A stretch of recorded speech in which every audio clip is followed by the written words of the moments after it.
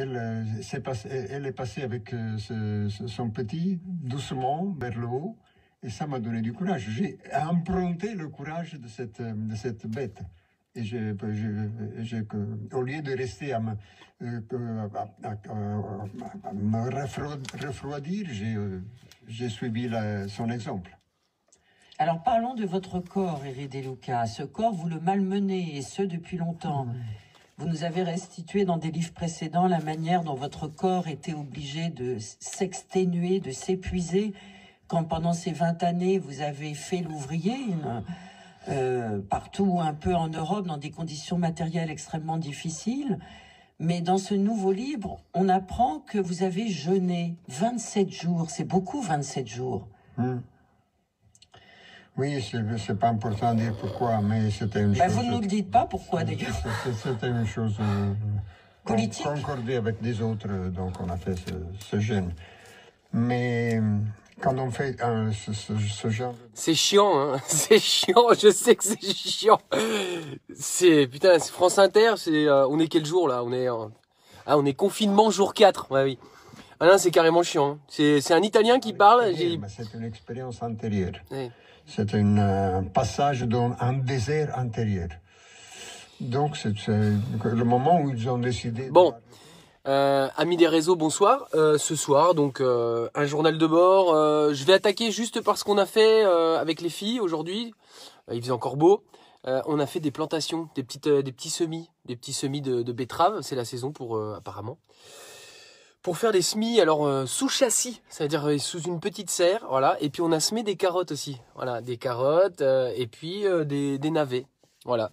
Une vie trépidante, c'est ça. Voilà, c'est un pur bonheur de travailler comme ça. On a préparé, c'était super, voilà. Une journée normale en confinement. On s'estime chanceux. Je donnerai cette information là tout de suite pour commencer. Donc notre pote Jérém, qui a des galères justement, qui est au Chili, qui essaye de rentrer. En fait, il a appelé l'ambassade pour avoir de plus en plus de renseignements. Et donc il a rien eu du tout. Hop, voilà. Pardon, excusez-moi. Ouais, il va m'embêter. Donc Jérém est coincé pour l'instant. Son avion a été annulé. Voilà, donc il y a 130 000, lui disait 110 000 des informations qu'il avait, mais nous on a vu au journal, là, il y a 130 000 ressortissants qu'il faut rapatrier. Voilà, donc pour l'instant Manu il a donné des consignes, mais c'est que du blabla, voilà, c'est du blabla. Quelques informations comme ça, je vous donne les chiffres, hein, les chiffres récents, donc 255 000 cas dans le monde, 87 000 personnes qui ont quand même guéri. En France, on a 12 612 cas, 526 000 hospitalisés, donc et en réanimation, donc des cas qui sont plutôt importants, graves, 1297 personnes. Il y a malheureusement 450 décès. Voilà, donc ça je pense que vous l'avez vu aussi aux informations. Par contre, là où ça craint vraiment, c'est en Italie. Alors en Italie, ils ont 2 semaines d'avance sur nous, hein, donc je sais pas si c'est excuse-moi, je vois là une phrase là, rassure nos spectateurs, tu n'es pas confiné dans ton camion. Non, je fais une parenthèse là-dessus, je suis dans mon camion parce que c'est le seul endroit dans ma maison où je capte un réseau à peu près correct. Voilà, à 50 mètres là, à 100 mètres, je capte plus. Voilà, c'est pour ça. Et puis en plus de ça, dans mon studio, dans ce camion, c'est une petite bulle. Voilà. Donc j'étais sur les chiffres d'Italie, Nairobi. Si tu pouvais arrêter de me déconcentrer, parce que c'est très sérieux, ils ont dépassé les 4000 décès. Donc en considérant que la Chine n'est pas forcément donné les vrais chiffres chez eux, mais en tout cas actuellement ça dépasse, c'est eux qui ont malheureusement le record. Donc en Europe on est visiblement excellemment préparé pour gérer cette crise sanitaire. C'est superbe. Voilà, donc ne paniquez pas. Voilà, c'est-à-dire ne paniquez pas. Voilà. Donc, je vais faire un petit tour sur le JT parce que là, on a des choses qui sont carrément hallucinantes. Déjà, même sans parler du JT, parce qu'ils n'en ont pas parlé, mais il y a des médecins qui portent plainte contre Édouard Philippe et Buzyn. Hein, voilà, donc Madame Buzyn. On se demande pourquoi. Voilà, j'ai même pas besoin de dire le motif. Voilà, il y a une plainte qui est déposée. Je pense qu'il y a un moment où si nous, citoyens et citoyennes, françaises, français, humains, humaines, on va aussi porter plainte contre ces gens-là. On viendra, je pense, alimenter ce partie civile dans cette affaire pour cette gestion de crise calamiteuse et surtout ces mensonges d'État à répétition. Je fais juste, si vous voulez, en fait, je pense que nous, on pense que le gouvernement, il a besoin de ces morts-là, vous voyez. C'est une analyse qui est assez particulière, mais s'il n'y avait pas ces morts, du coup, n'ayant pas mis les mesures en face, ou en tout cas en ayant trop fait peut-être, on aurait pu dire, bah voilà, un peu le syndrome Roselyne Bachelot, quoi. Non, mais attends, t'as commandé je sais pas combien de vaccins, mais laisse tomber, quoi. Non, mais alors t'es vraiment une buse, quoi. Tu vois, en parlant de busin, à l'époque, c'est rigolo. Et ben là, en fait, du coup, voilà, on peut se dire, c'est notre façon de penser, mais que finalement, ça justifie les moyens à mettre en place. Il fallait peut-être attendre ça pour être sûr que les gens ne disent pas qu'on avait été trop précautionneux. Voilà. Maintenant qu'on est bien dans la crise, eh ben c'est bien, c'est parfait ça. Mais effectivement, comme tu le dis, Sylviane, ouais, je peux reprendre tes mots. On pourrait dire que ouais, c'est un crime contre l'humanité. Ouais, effectivement. La façon dont il procède, oui. Alors, on va rester sur une note très positive. Il y a des SDF qui prennent des amendes. Voilà. Donc ça, c'est un peu ce qu'on pourrait appeler la rubrique les cons. Ça ose tout, c'est à ça qu'on les reconnaît. C'est-à-dire que là, il y a des policiers qui verbalisent. Il y a des policiers qui verbalisent des SDF. Ouais. Tu veux qu'ils rentrent où, en fait? Excuse-moi, mais attends. Ils sont déjà dans une galère pas possible. Enfin bref. Ouais. Non, mais là je crois qu'on touche. Non, on n'a pas encore touché le fond. Ou peut-être qu'on touche le fond et là on creuse. On continue de creuser. On a vu aussi des images assez choquantes, ouais, de violences. Alors violences policières, on va les appeler comme ça. C'est rigolo, ouais, c'est excellent. Des violences policières dans des quartiers, parce qu'il y a des gens peut-être qui ne respectent pas les consignes. Attention quand même, parce que à côté de ça, Pénicaud, elle fustige aussi les gens du bâtiment. Donc elle dit, soyez pas défaitistes, restez à bosser, bien sûr. Tout à fait, ouais. En fait, moi j'ai envie de dire, attention quand même à la peur et à la panique. Cette petite musique de fond là qu'on entend dans les médias. Parce qu'en fait, je sais pas, on est quand même en droit de se demander à quoi joue ce gouvernement. Voilà, les SDF qui sont alignés. Pénicaud qui dit non mais attendez, les gens du bâtiment, mais qu'est-ce que vous foutez, pourquoi vous construisez pas encore les trucs? De l'autre côté, t'entends aux informations Darmanin hier qui te dit oui, non mais bon, il y a vraiment une minorité qui tient une grande part de responsabilité d'incivilité, quoi. C'est marrant, mais il y a des violences policières dans des quartiers là où ils font quand même des... C'est sauvage, quoi, hein. Je veux dire, ça y va dur, quoi. On sent que les mecs, ils se font un peu plaisir, quoi. Un peu beaucoup, même. C'est quoi le but, là? C'est d'embraser la situation. C'est un peu l'image c'est un peu la petite musique de fond qu'on entend, quoi. Faut pas céder à ça, hein. Là, c'est pareil, hein. Je vais pas la citer parce que sinon elle va se reconnaître, mais j'ai une dame qui est passée aujourd'hui, puis qui me dit, ouais, bah, purée, y en a qui respectent pas. Ah, elle a pas tort sur le fond. Mais tu vois, on commence, en fait, déjà au bout de 3-4 jours de feu. Alors, 5 jours de quarantaine, hein, et puis 4 jours de confinement, on commence déjà à se regarder les uns les autres. Tu vois, les divisions de la société reviennent, tu vois. Ah bah regarde-le lui, et puis regarde là, elle, puis machin.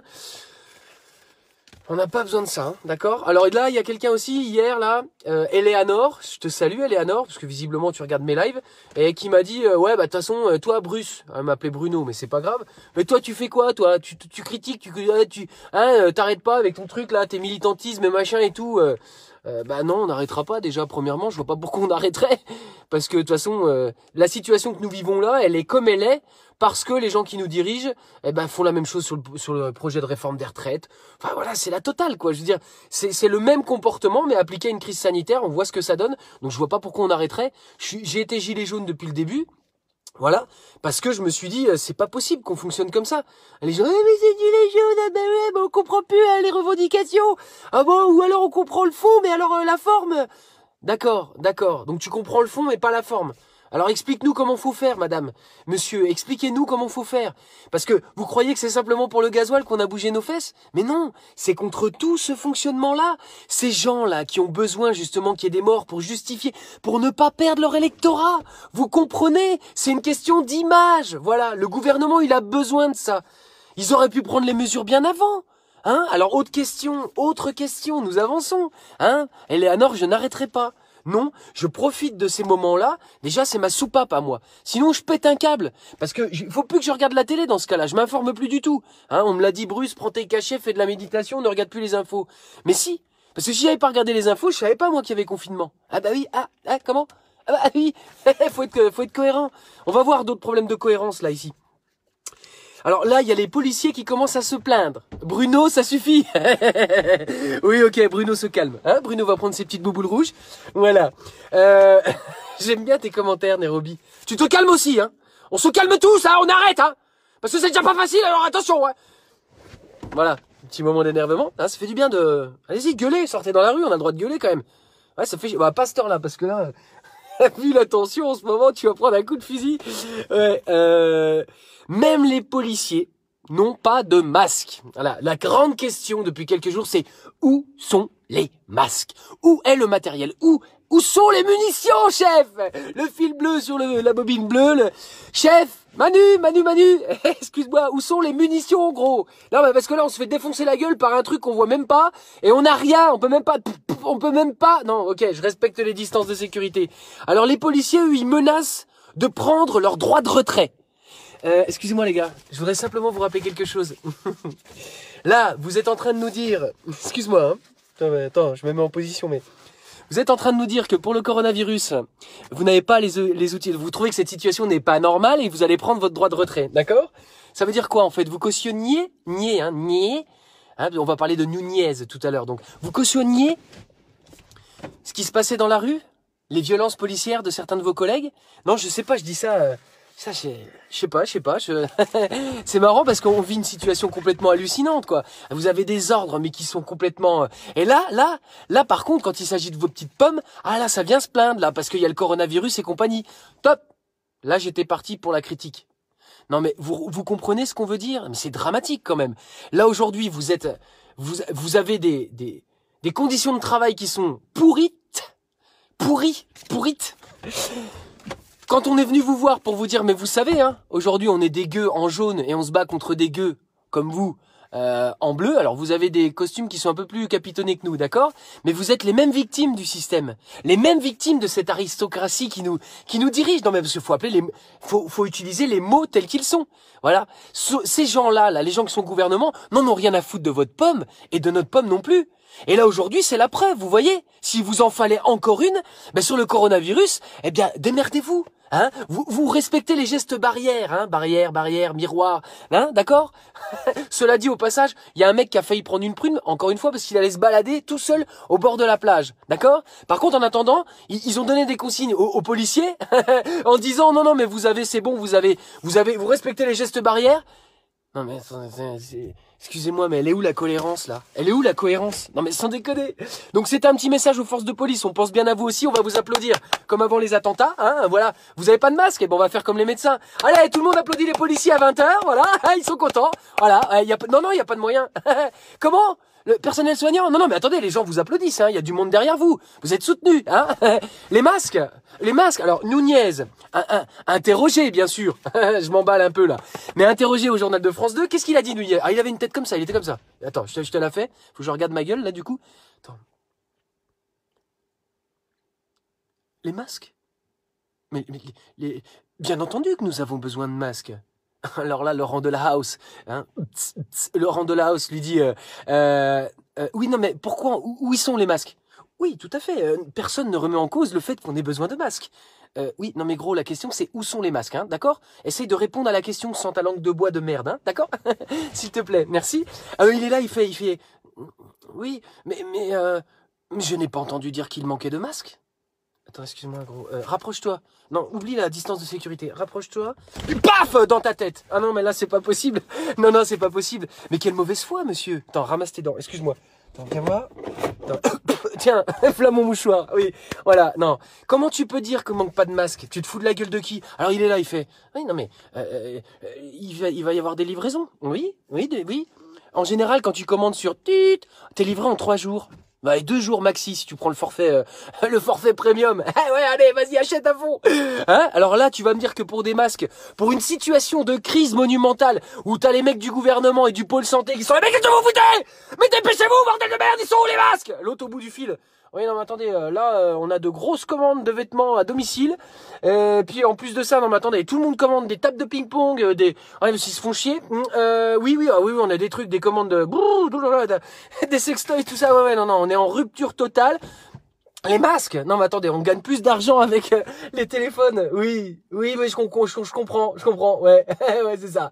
Voilà. Eh ben, écoutez, hein, vous nous maintenez la baisse d'impôts, comme on a dit. Oui, c'est ça. Nous, c'est 6%, pas plus, hein. Oui, c'est ça. Oui, on peut défiscaliser. Ouais, on peut aller mettre dans les paradis fiscaux. Tout à fait. Tu vois, Éléonore, excuse-moi. Oh là là. C'est pour ça qu'on n'arrêtera pas. Parce que tout est lié. Tout est interlié, tu vois. Tout ce système de merde, ah oui, j'ai pas peur de le dire, de MERDE, hein, de vilainerie, hein. Mais c'est ça qui conduit aujourd'hui à cette situation. Après, t'as des mecs qui viennent à la télé, qui sont formés, hein. Leur formation, c'est ça, ils viennent parler de... Il y a des livraisons de masques, je comprends pas. Mais, attendez, oui, c'est ça, oui, il y a des livraisons de masques, pourquoi? Un jour, vous allez payer, je vous le dis tout de suite, hein. Voilà. Et c'est aujourd'hui qu'il faut s'organiser, hein. Faut profiter de ces moments où on est là, comme ça, où on a nos oreilles toutes ouïes sur les réseaux et compagnie. Il faut absolument profiter pour s'organiser. De toutes les manières. Soutien au personnel soignant, le voisinage, tout ça, la vraie solidarité. Mais il faut surtout s'organiser pour que, après cette daube, là, qui est en train de se produire, là, et on n'est pas au pic, hein. Attention, je précise, le pic, si on se base sur la progression chinoise, va arriver normalement dans 6 semaines. Ça nous amène fin avril. Le pic, c'est le haut du truc, hein. Ça veut dire que derrière, ça va encore. On en a pour 2 mois, d'accord. Donc il y a quelqu'un qui m'a dit, bah il faut aussi dire, faut passer ce message-là, qu'il faut se rationner. Il faut rester bien à la maison et il faut se rationner. Alors rationner, ça fait peur comme mot. Ah bon? Pourquoi il faudrait que je me rationne? Depuis ma naissance, j'ai vécu dans l'opulence. Il y a quand même pas. On va quoi alors? C'est comme votre histoire d'écologie là? On va vivre à la bougie dans des grottes? Vous foutez de la gueule de qui là? Non. Se rationner, ça veut simplement dire se rendre le moins possible dans les lieux de course. Parce que nous sommes susceptibles de transmettre ou de recevoir le virus. Ce sont des règles de bon sens, monsieur, madame. Hein, d'accord? Donc, il faut y aller de moins en moins, souvent. Et pour ça, il faut manger un peu moins que d'habitude, tu vois, se rationner. Et ça fait pas de mal. Bon, moi, j'ai du mal, hein, en ce moment, à consommer avec modération, bien sûr. Mais en ce moment... Ouais, on a fait un petit stock de bière artisanale. C'est vrai que il y a vraiment de belles choses qui se font. Hein. Regoutez les produits du terroir d'ailleurs. N'oubliez pas les petits producteurs. Hein. Respectez les distances de sécurité, mais ils seront contents.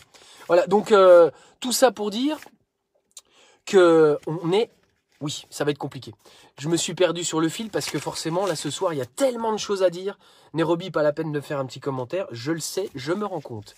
Alors, Jérôme Salomon, hein, directeur général de la santé, lui il a dit ne partez pas en vacances, restez chez vous.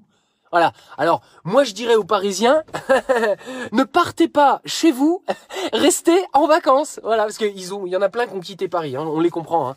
Il n'y a pas de jugement, hein. Mais voilà, hein. Nunez. Alors Nunez. Parlons de Nunez parce que il est passé. C'était lui l'invité, hein. Je l'ai dit. Il a dit pas de balade, mais par contre tu peux travailler. Voilà, c'est ça. C'est ça. Il y a les gestes barrières. Voilà, oui, c'est les consignes à variabilité variable. Voilà, on a du mal, ouais. Non, on a du mal beaucoup à rester calme. Oui, on a du mal, tout à fait. Respiration. Estrosi. Ah, Estrosi. Vous avez un super maire à Nice. Purée, quoi. J'aimerais trop vivre là-bas. Non, pas du tout. Alors lui, il a lancé 3 arrêtés. Donc, il a fermé la promenade des Anglais. Alors là, je vais te dire un truc. Hein. Là, Estrosi, Voilà. Il a interdit les regroupements. Donc là, jusque-là, il a inventé l'eau chaude puisque c'était déjà interdit. Mais c'est bien. Vas-y, va dans le bon sens. Je sais pas s'il regarde les infos, lui. Et surtout, il a passé un arrêté, de couvre-feu. De 23h à 5h du mat. Attention, mais lui, il aimerait bien le maintenir aussi. Hein. C'est un sacré bordel à Nice. Hein. Oh là là. Je sais pas comment tu gères ta vie, l'Estrosi, mais il y a un sacré bordel. Je te le dis tout de suite. Alors, je l'ai dit, hein. pendant le journal, ils font des entrecoupures, ils interrogent Nunez, puis ils interrogent, ils font des petits reportages, puis ils le font réagir après.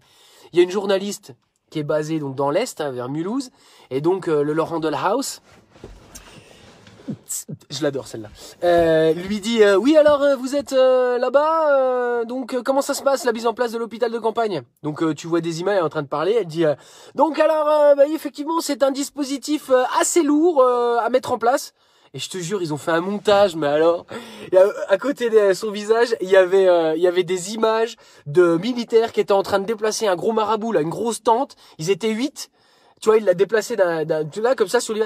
Et donc, au moment où elle dit, c'est un dispositif qui est lourd, t'as l'impression que les mecs, ils viennent de Paname avec le bordel en train de le porter, quoi. Ils sont ridicules. Qui fait le montage de ces émissions? Non, mais sans déconner. Il y a un moment, faut arrêter de nous prendre pour des buses, hein.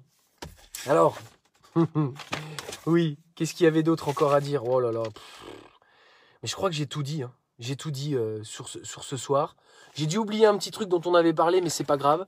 Ouais, voilà, c'est ça. Non, mais Olive, on est sur des trucs, mais qui sont complètement hallucinants. Je sais pas.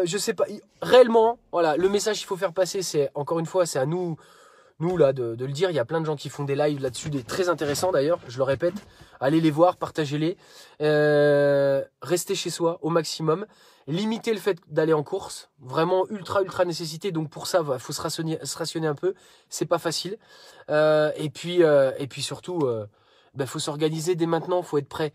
On va diffuser un peu plus tard. On a repoussé les vidéos qu'on devait faire parce que dans ce contexte-là, on considère que c'est pas vraiment adapté. Mais on lâche rien parce que ce qui est en train de se passer, encore une fois, je me répète, c'est de la faute des gouvernants depuis des décennies. Voilà. Je voudrais terminer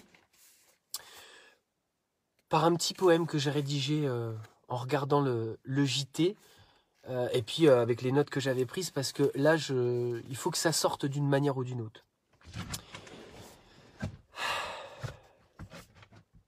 Cher gouvernement, quelle drôle de rhétorique.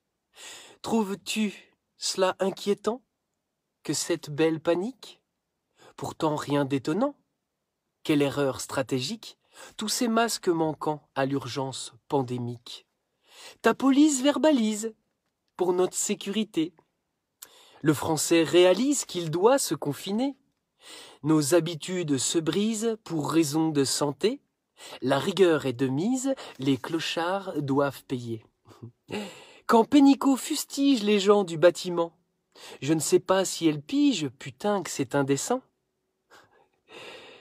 Madame, certes, ils ont peur, vous l'avez bien voulu. Si vous avez un cœur, arrêtez vos abus. Chers amis, méfiez-vous, Nunez est dans la place. On lui doit, souvenez-vous, LBD dans nos faces. Mobilisés à fond sur le coronavirus.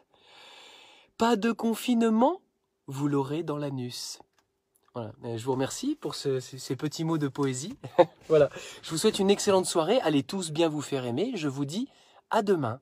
Prenez soin de vous et de vos proches, bien sûr.